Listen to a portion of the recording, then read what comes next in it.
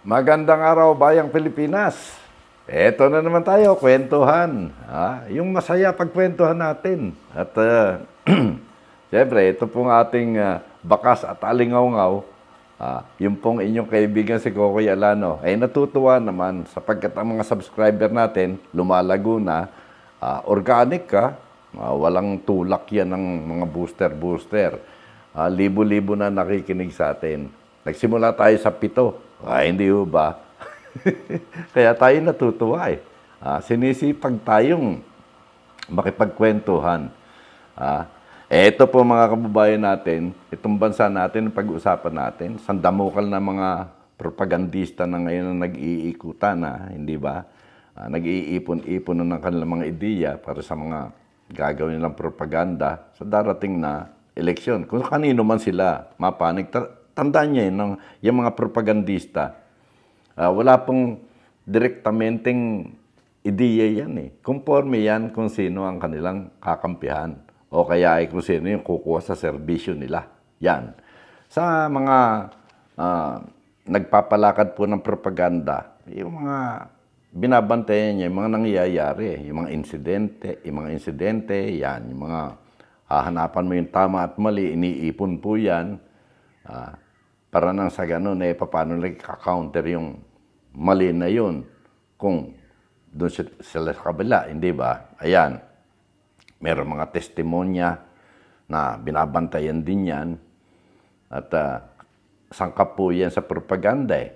Mga testimonya, lalo na yung bandwagon effect na yan, kasama rin yan, mga rally-rally, kukunan ng mga video yan, nanghihiram pa nga ng mga malalaking rally sa ibang bansa eh. Yung pong video sa ibang bansa, sa Indonesia, sa Thailand, ganyan. Ginagamit po nila yan. At sinasapian lamang ng ibang background ng music o kaya sounds. Hindi ho ba? Yan.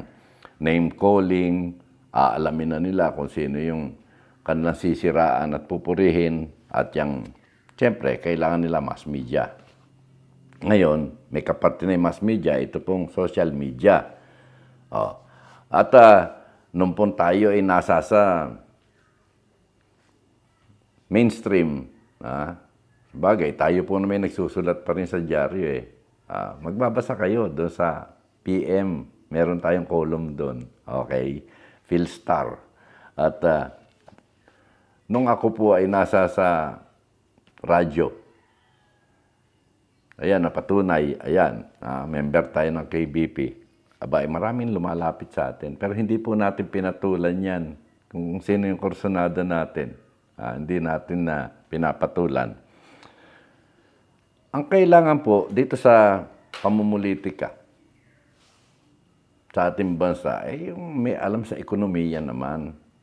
Yung mga politiko natin, hindi naman yung porke sikat, porke ito magaling na artista, kakandidato na.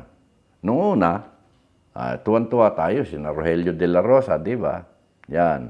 Mga kumandidato, sina Pancho Magalona, yan. Mga Bernard Bonin, yan. Gusto nilang gawing mga kandidato. Pero, umayaw, yun lamang hong Rogelio de la Rosa, ang naging senador. Yung Ramon Revilla, pagkatapos ng Nardong Putik, yun, naging senador din. Hanggang sa pati yung anak niya si Bong Revilla. Si Joseph Estrada naging mayor, yung anak naging mayor, naging senador. Si Joseph naging senador din si Jinggoy, pati si JB. Si JB, hindi naman artista yan. Okay. Hanggang sa naging presidente, naging vice president, naging presidente, si Erap. Okay. Katapos-tapusan hiniling ng taong bumaba di ba? Maraming mga bagay na kailangan talagang pag-aralan at kailangan mayroong sapat na kaalaman. Hindi natin minamaliit. Tayo na may hanip lamang dito. Kukumpara mo ako kay Philip Salvador, hanip lang ang ko dyan. Ng pagkakilala ng tao, siyempre. Kahit saan pumunta si Philip Salvador, kakandidato kakandidato. Hindi ko alam kung anong plataforma niyan. Basta ang alam kong narinig niyang plataforma, magpapakamatay siya. Para kay Digong. Hindi para sa bayan. Ewan ko ba dyan? Di ba? Oh. Yan kung pag-uusapan pelikula, abay, napakaraming pelikula. Award, famous awardee yan. Sa babae, wala akong narinig na pumuri. Di ba? Nagkakaso pa nga na istapa yan, di ba? Nung kay Desena. O kay Chris Aquino, nagkaanak pa yan. Marami siyang mga nakaugnayang babae. Pero pagdating sa babae, nasisira, ewan ko dito sa politika. Tumakbo na rin naman vice governor sa Bulacan yan eh. Natalo. At ngayon, gustong tumakbo. Hindi ko po sinisiraan sinasabi ko lang sa inyo yung background. Baka naman sabihin nyo eh. Ito si Robin Padilla. Nung tumatakbo ito, sabi ko mananalo yan eh. Bakit? Ay, sa daming fans niyan. Ngayon, yung mismong bumoto sa kanya, nagagalit sa kanya. Bakit daw? Ito yung mahiring, ang ginagawa, kumakain. Hindi man lang sumasawsaw sa issue. Hindi man lang nagtatanong. Minsan nagtanong, mali pa. Doon kay Tariela. Sa Coast Guard. Di ba? Siya raw daw ang bandera lang ang dala ko rin. Nakapagdikit ako ng wandon na aking mensahe. Doon sa West Philippines Parang si Digong din. Sasakay sa jet ski. O di ba? Hindi natin sinasagkan kung anong ibig nilang mangyari sa buhay nila. Yan ang gustong mangyari sa buhay nila. Pero dapat pagka ikaw halal na personahe dito sa ating bayan, binoto ka na mamamayan, isipin mo naman yung kapakanan ng kababayan mo. Hindi naman yung kung ano-ano, di ba? Hindi ka naman ibinoto ng Duterte lang Ang daming bumoto sa iyo. Kaya dapat ang pagsisilbihan mo, hindi yung nakatikit mong presidente. Ang pagsisilbihan mo, yung bayan mo. Di ba? May nagawa na ba? Yan. Ito si Jinggoy. Kinainisan ni Duterte nung araw to. Kinwestiyon ito si Duterte doon sa extrajudicial killing Kinainisan ni Duterte yan si Jinggoy. Yung Ramon Revilla, yung Bong Revilla, di ba? Marami rin naman nagagawa. Marami nga lang naging kaso. Yun ang sinasabi natin. Anyway, lahat naman yan nagkakaroon ng kaso Hindi nga lang sikat kaya hindi napapag-usapan ng husto. At igawin natin sa kwento na nakipag-usap daw si VP Sara Duterte dito kay Leni Robredo. Dating VP rin, Vice President ng tatay niya. Although hindi naman sila magkatiket, pero naging tandem ho sila sa pamumuno ng ating bansa. Piyesta raw sa Peña Francia, na miesta itong si Sara Duterte. At total, nandun na rin lang. Taga ron naman si VP Robredo. At dati naman sila nagkakwentuhan yan. Namasyal. Ngayon, punong-puno po ng intriga. Alam nyo na, siyempre, approaching ang 2025 election pagkatapos niyan, presidential election. Nilalagyan ng laman ng observer. Yan. Nilalagyan ng laman ang ibig sabihin. Sabi ko nga, ano ba masama kung makipag-usap ka sa kalaban mo? Di ba? Sa naging kalaban mo minsan sa partido. Ano bang masama? Wala namang masama Yun nga mga Duterte at Marcos nung araw kontrapelo yan Pero bakit nagkaroon ng unifications? Di ba? Naging unit team. Yan ang sinasabi natin. Sa politika po, walang imposibleng mangyari. Ito pong mga kritiko ng politika, lalo na social media, napapag-usapan niya nila na kesyo, anong korte ang gusto mangyari ni Sara Duterte? Gusto niya makakampi, yung kakamping. Yan. Gusto ba niyang sa 2028, kalyado niya si Leni Robredo? Ganon. O ano masama ron? Ngayon, Sinasabi ng iba, imposible. Kahit yung miyembro ng kakamping, sinasabi, hindi naman papayag si Leni Robredo ng ganon. Talagang nangyayari po sa politika yan. Pero dyan sa Bicol, nagtataka ko eh. Yan si Leni Robredo talagang may potensyal eh. Bakit dyan sa Bicol, wala pa nagiging presidente? Meron magaling dyan nung araw, si Raul Roco, di ba? Talaga namang may potensyal. Kitatad. Pero pagkadating dyan sa Bicol, sa kanila mismo rehiyon, Bicol region, hindi sila nagkakaisa. Hindi nasosolid. Hindi katulad sa Ilocos. Pagka tumakbong senador, kahit magkalaban sa partido, binoboto nila. Pinipili nila yung puro Ilocano. Bakit? Ang katwiran nila pagka nakinabang yan. Saan ba dadalhin niyan yung pakinabang niya? Dito sa probinsya natin. Sa rehiyon natin. Totoo. Totoo naman. Pagkakalaban ng mga politiko riyan. Pero pagdating sa national election, nagkakaisa sila. O, sa Bisaya, di ba? Ilan na ba ang naging presidente ng Bisaya? Yung mga magagaling na politiko dyan, na Rojas, yan, Bisaya yan. Ilonggo, si Osmeña, Cebuano, Carlos P. Garcia, Boholano. Naging presidente. The rest, Luzon na eh. Isa lang ang taga Mindanao, si Digong. Inaangkin pa ni Digong na siya Bisaya rin, na lumipat lang doon sa Mindanao. Diba? Pero dito sa Bicol, magtataka ka. Eto, ngumangal-ngal na naman si Antonio Trillanes.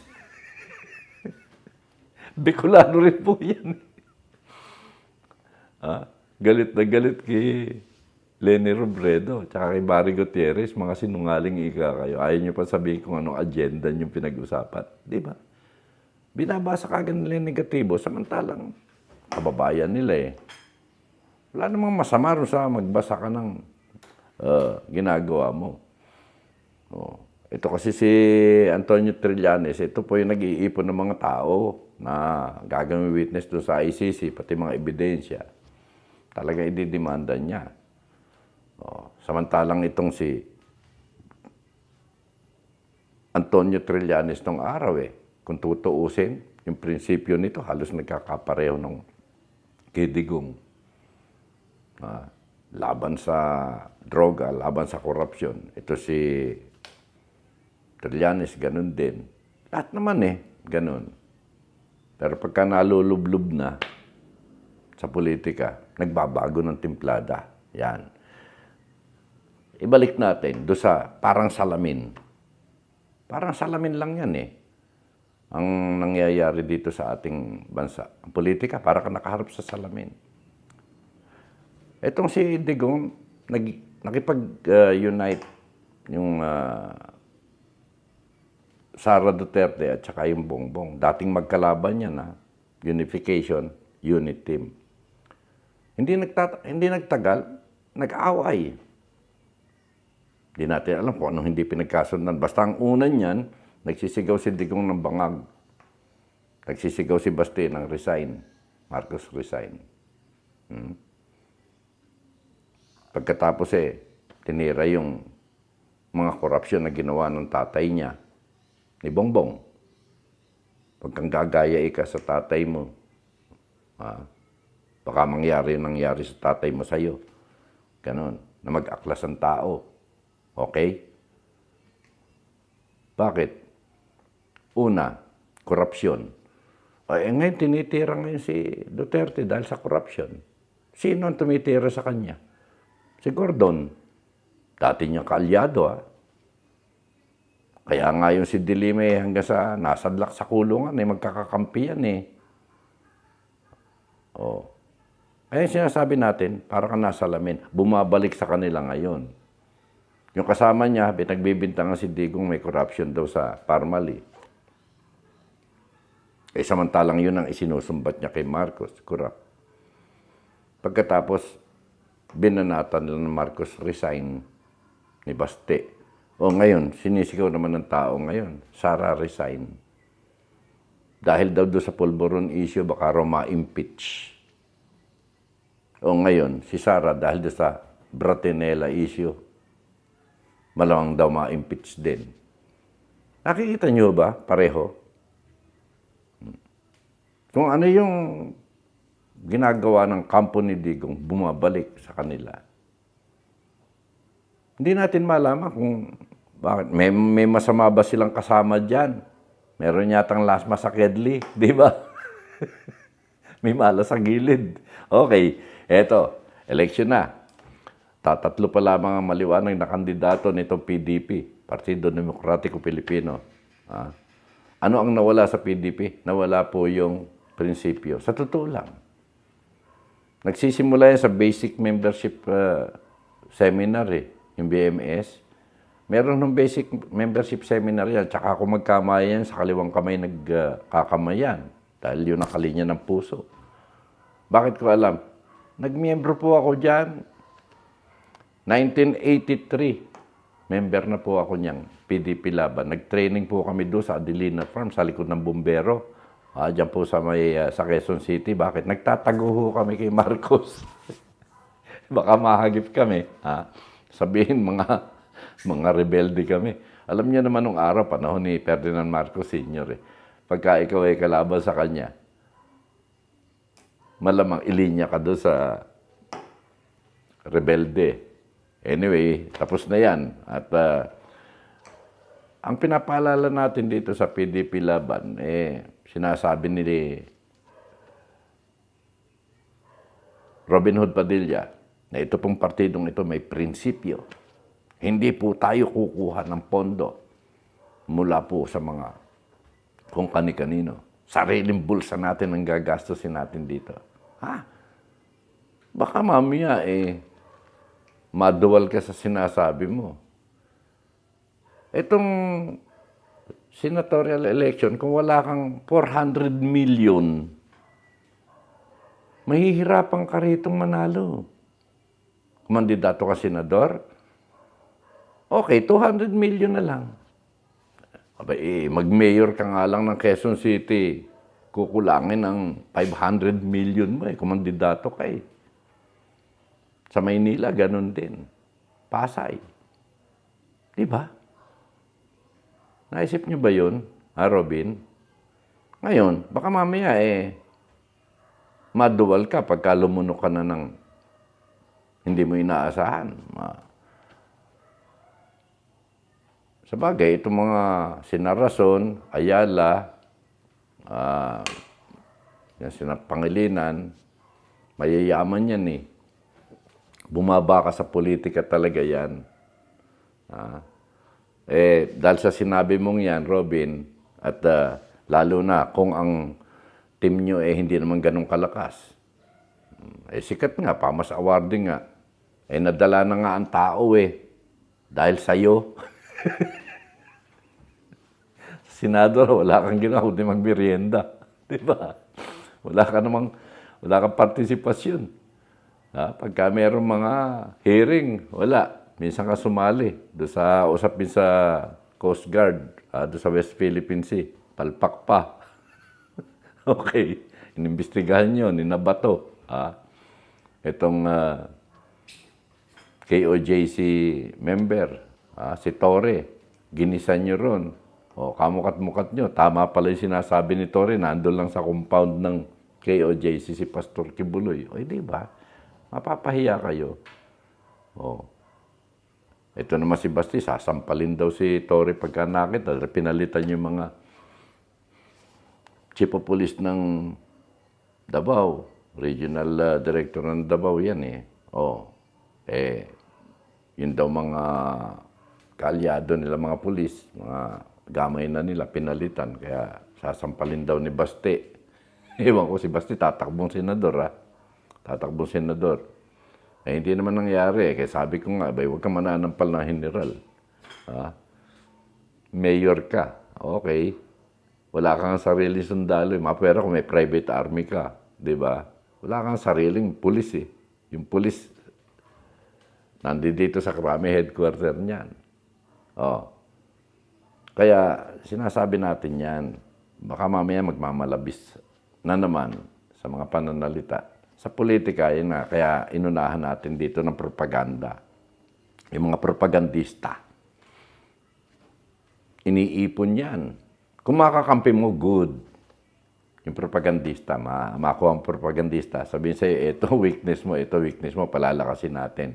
Pero kung ikaw matapat doon sa mga propagandistang kalaban mo, ang dali ng gagawin ng propagandista riyan. Kukunin lang yung salamin. Diba? Bumalandra lahat eh. Ayan, sinasabi ko nga dito sa pagkikita ni Sara, BP Sara at saka ni Leni Robredo, ang dami na kaagad na alingas-ngas di ba? Dami. Ang dami ng kwento, analysis, imahinasyon, kritiko. Bakit? Abay, pagka nag-mix talaga yan, malakas yan. Oo. Yung kakamping, hindi naman lahat yan sasali. Hindi lahat yan. Yung kakamping kasi kasama rin yung liberal eh. Si Kiko Pangilinan, liberal yan. Ano bang partido ni Leni? Wala namang partidong kakamping tong araw, di ba? Pinag-mix-mix lang yan. Hindi maging ganun kasolid. Katulad ngayon, nagbuo na yung liberal ng kanilang grupo. Wala na yung kakamping. Ano pang lakas ng... Bicol Saro. Yan. Tsaka yung lakas tao. Yan, galing sa Bicol yan eh. Pero dito sa pangkalahatan, hindi na po magiging ganong kalakas. Okay? Yung hugpong doon sa Davao, dito ba sa Luzon, Visayas, meron bang malakas na puwersa ang hugpong? Wala rin. Kaya yung mixture po, yung chemistry ng politika, natural lang po yan. Nangangapa si Sara Ba't papansinin ninyo? Nagkikwentuhan sila ni Leni Robredo. Bakit? Wala bang impluensya yung mga Bicolano halimbawa doon sa Davao? Wala bang impluensya yung Davaoenyo sa Bicol? Pilipino yan bakit yung PDP? Nakipag-merge nga yan doon sa CCP ng China China Communist Party. Nakipag-merge yan Si Coco Pimentel, kasama si Digong ng presidente si Digong, kasama pa nga si Alan Peter Cayetano. Diba? So, maaaring ang sinasabi nito si Robin, hindi namin kailangan ng kontribusyon o tulong ng ibang tao. Baka yung kapartido nila sa China, baka nangako sa kanila ng pondo, di ba? Malay natin. Yan ngayon ang iisipin ng tao. Kaya ingat ka, Robin, sa pagsasalita. Kasi hindi naman lahat ng tao ay fans mo. Fans club mo. Pag sasabihin, ang plataforma ng isa, si Philip Salvador, pag nanalo siya, talagang magpapakamatay siya para kay Digong. Paano naman? Sino boboto sa'yo? Duterte lang ba? Hindi, no? Ang daming tao Dapat magpakamatay ka sa bayan. Kung talagang handa ka magpakamatay, ewan ko lang, di ba? Sabihin mo, magsiservisyo ka, okay yon. Magiging mabuting kaibigan ka ng mga Duterte, okay yon. Di ba? Ganun. Marami pa tayong pag-uusapan. Ito, kaya natin pinag-uusapan lang ito, napapanahon. Anyway, sa susunod, huwag kang makakalimot na mag-subscribe. Like natin, share. Yung dating 7 natin, ngayon mahigit ng 1,000. At tayo natutuwa dyan. Babalik tayo uli, magkikwentuhan tayo. Maraming salamat. Mabuhay ang bansang Pilipinas.